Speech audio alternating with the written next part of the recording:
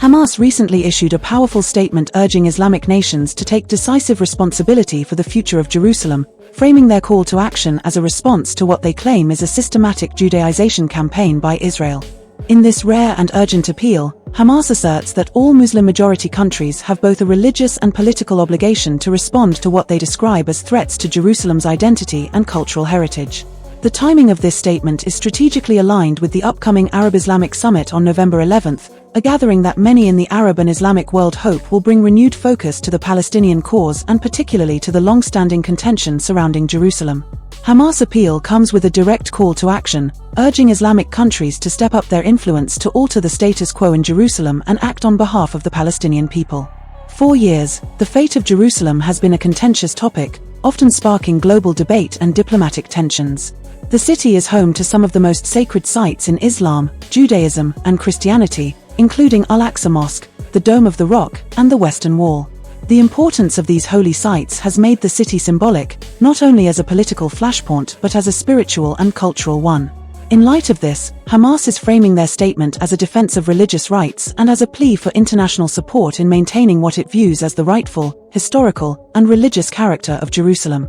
According to Hamas, any attempts by Israel to exert control over the city or alter its demographic or cultural landscape are acts that require an urgent response from the global Islamic community. In their statement, Hamas officials addressed Islamic nations directly, urging them to leverage their diplomatic power to push back against what Hamas terms as occupation policies carried out by Israel. They emphasize that Islamic countries are not only morally obligated but also strategically positioned to influence global powers to halt these actions. By appealing to both religious sentiment and political strategy, Hamas is making it clear that they see Jerusalem's future as a shared concern that transcends national borders, viewing it as a matter that impacts the entire Muslim world. The context behind Hamas' appeal reflects the recent rise in tensions surrounding Israeli policy decisions affecting East Jerusalem, where the majority of the Palestinian population in the city resides. Hamas claims that Israel has been increasing measures that they interpret as Judaization, including policies that may alter the demographics, control religious sites, or restrict Palestinian movement within and around Jerusalem. Hamas has cited specific incidents, including reported disruptions at the Al-Aqsa Mosque and limitations placed on Palestinian residents, to underscore what they say is a systematic campaign to impose an Israeli identity on the city. The political climate in the region has grown increasingly complicated, with Palestinian groups like Hamas continuously calling on other Islamic nations to make the Palestinian cause a priority on the international stage. Many observers believe that the summit on November 11th could serve as a critical moment for leaders from the Arab and Muslim world to either show support for the Palestinian cause in a more unified manner or risk appearing divided on the issue. By raising these concerns ahead of the summit, Hamas seems to be aiming to ensure that the Palestinian issue, specifically the future of Jerusalem, takes center stage and is addressed in a way that demands concrete action rather than mere rhetorical support. At the heart of Hamas' appeal is the notion that Jerusalem holds a unique place in the collective Muslim identity, as it is home to the third holiest site in Islam, Al-Aqsa Mosque. This significance means that any perceived threat to the mosque or changes to its surrounding areas are seen as not only political but as a deeply spiritual affront to the broader Islamic community. Hamas is banking on this shared religious sentiment to stir up a level of solidarity and action among Islamic nations that might otherwise be challenging to achieve.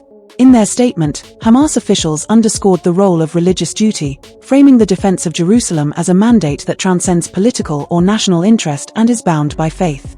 Observers note that Hamas' approach in appealing to other Islamic nations is part of a broader strategy to internationalize the Palestinian cause and to frame Jerusalem's future as an issue that requires international Muslim unity. Historically, Hamas has relied on such appeals to build support for its resistance efforts, hoping that this will exert additional pressure on Israel and also on global powers, including Western nations that have traditionally supported Israel's right to security and sovereignty in the region. By shifting focus to a larger framework of religious duty, Hamas aims to rally support beyond Palestine's borders and create a coalition that can advocate for its position on Jerusalem in international diplomatic arenas. Whether this appeal will succeed in generating a significant response remains to be seen. In recent years, geopolitical dynamics have shifted, with some Islamic countries developing closer ties with Israel, particularly in the context of the Abraham Accords, a series of normalization agreements facilitated by the United States. These agreements have seen countries like the United Arab Emirates and Bahrain formally establish relations with Israel, marking a departure from the historical stance of the Arab League, which previously championed a united front against Israel until a comprehensive resolution to the Palestinian issue was reached. This development has been met with mixed reactions across the Arab and Islamic world, with some viewing it as a pragmatic step forward, while others see it as a betrayal of the Palestinian cause. The outcome of the Arab-Islamic summit will likely have a significant impact on the trajectory of the Palestinian cause, particularly in how it relates to Jerusalem. Hamas' insistence on pushing Islamic nations to take a stand demonstrates a desire to shift the narrative and remind these countries of what Hamas considers their moral and religious obligations. Some analysts believe that if Islamic nations were to align on this issue and collectively voice their concerns to international bodies such as the United Nations, it could potentially increase diplomatic pressure on Israel and its allies to reconsider certain policies in Jerusalem. However, Hamas' calls for action also come with risks. There is an awareness that any escalation in rhetoric or policy on Jerusalem could further strain relationships between Islamic nations that have normalized ties with Israel and those that remain committed to the Palestinian cause.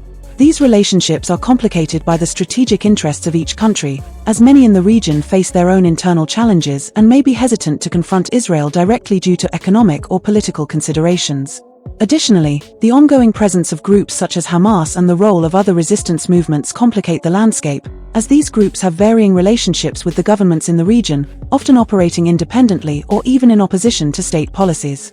The stakes for Hamas are high, as the outcome of this appeal may determine not only the level of support they receive from other Islamic nations but also the future dynamics of their resistance against Israeli control over Jerusalem. If the summit results in a strong and unified stance, Hamas may see it as a validation of their approach and a bolster to their legitimacy. On the other hand, if Islamic countries fail to take concrete action, it may force Hamas and other Palestinian factions to reassess their strategy, potentially leading to an increase in localized resistance efforts in Jerusalem and other contested areas.